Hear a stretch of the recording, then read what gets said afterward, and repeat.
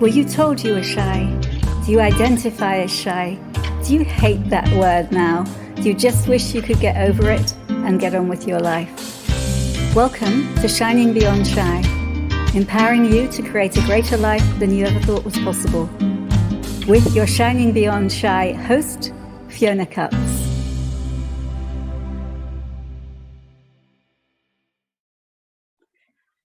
Hi everyone, welcome to this week's episode of Shining Beyond Shy. I'm your host, Fiona Cutts, and here I am in Egypt.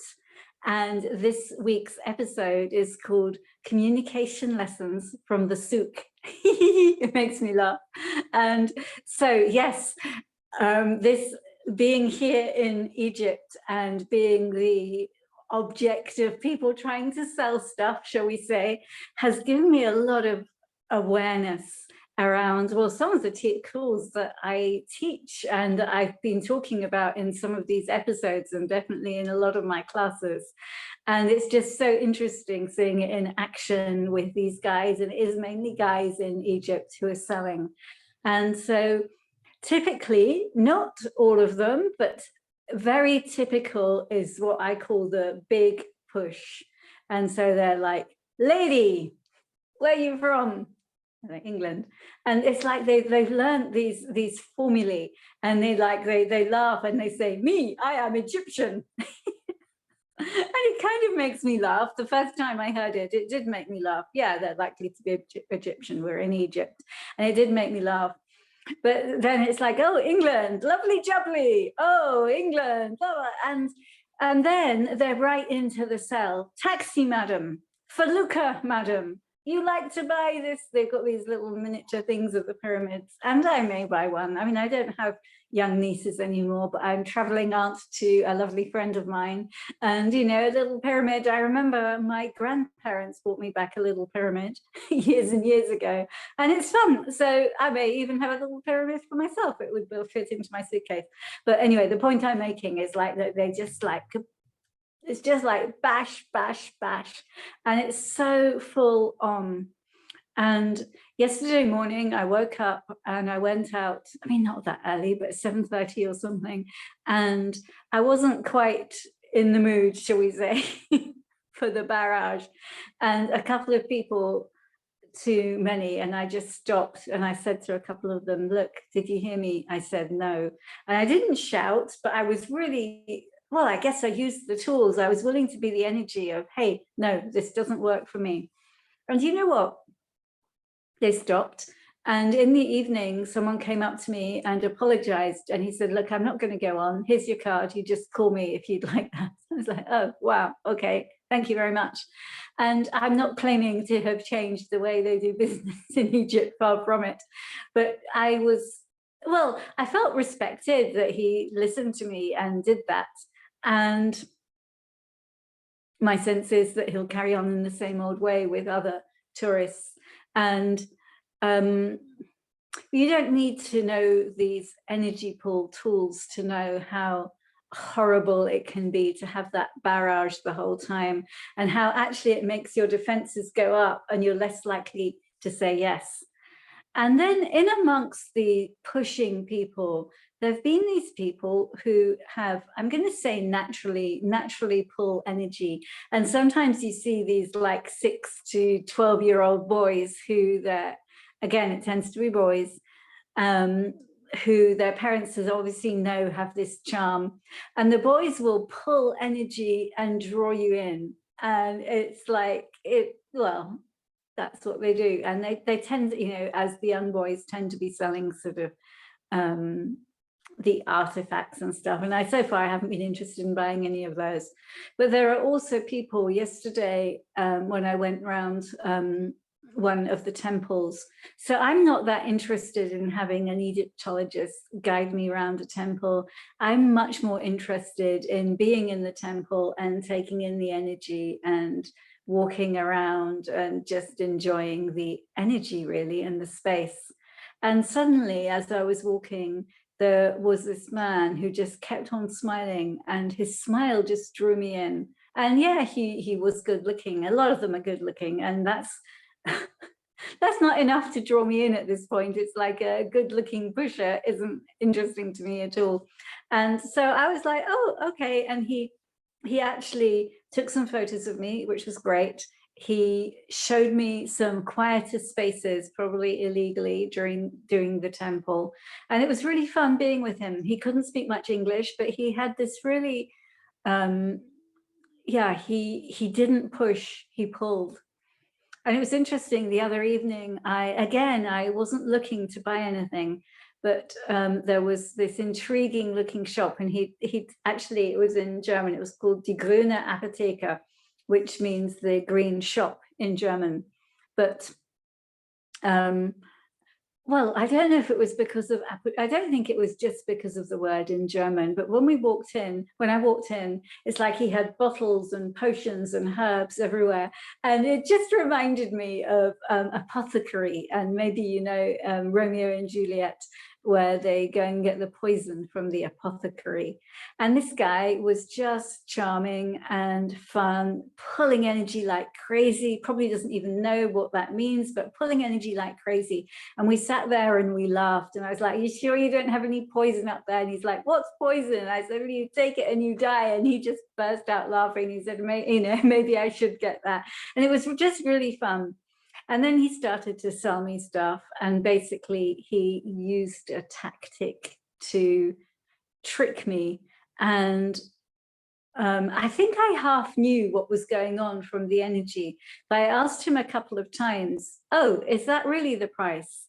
Because I was like, "Oh, well, if it's that smaller price, I'll just buy some."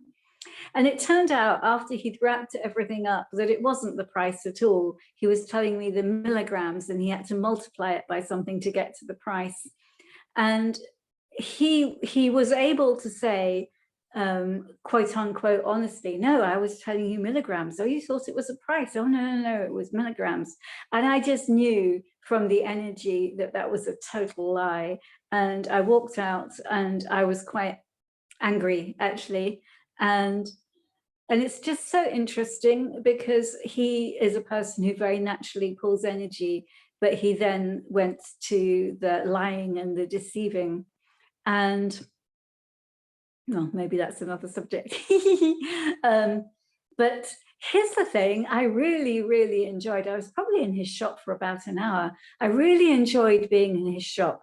I really enjoyed being, well, I mean, he made me laugh, he flirted with me, he pulled energy. It makes us feel good. I mean, to the point where I was willing to spend a small amount of money. Well, why not? I mean, when he made it a higher amount, I wasn't willing to do it, although I may have been if he hadn't lied. That's what's interesting. It's like what he was selling with these really amazing oils, and I may have been willing to buy it. I may have been willing to buy something from my adopted niece. And the fact that he lied just made me, it's like, no, I don't want to go there.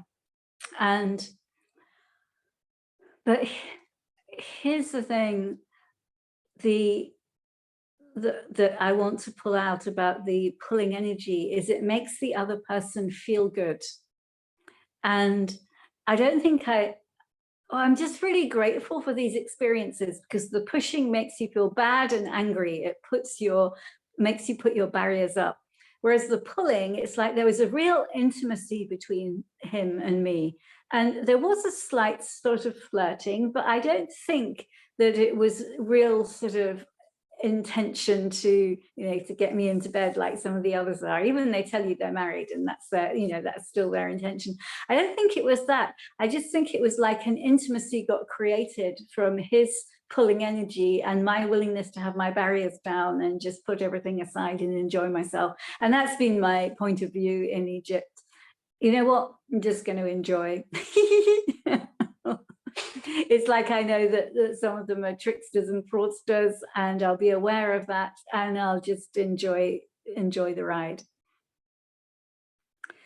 So anything else that I want to say about this? Well, how can you use that? Well, to pull energy, it always says in the Access Consciousness and the Right Voice for You manuals that you should go to Starbucks. Well, obviously there aren't any Starbucks here in Cairo, but they're, sorry, in Luxor. in Egypt. Probably in Cairo there are actually, but there definitely aren't. I'm kind of on there's the River Nile goes right through Luxor, and the other side is where all the tip-top hotels are, and it's sort of more built up and modern. Over here is where the main temples are, but it's more of a village feel with these sort of dusty roads, sandy roads. So there's not Starbucks here, they may be on the other side, but there are plenty of coffee shops that I can go into and pull energy. Although quite honestly, as soon as I walk in here, everybody notices me. So it may be an easy place to pull energy. Anyway, that's what the suggestion is. You go to Starbucks and how do you do it? You ask to do it. You ask to pull energy. And it may be that it's useful for you to imagine like a energetic line going behind the people that you're pulling energy from and through you. It may be useful for you to imagine that, at least to begin with.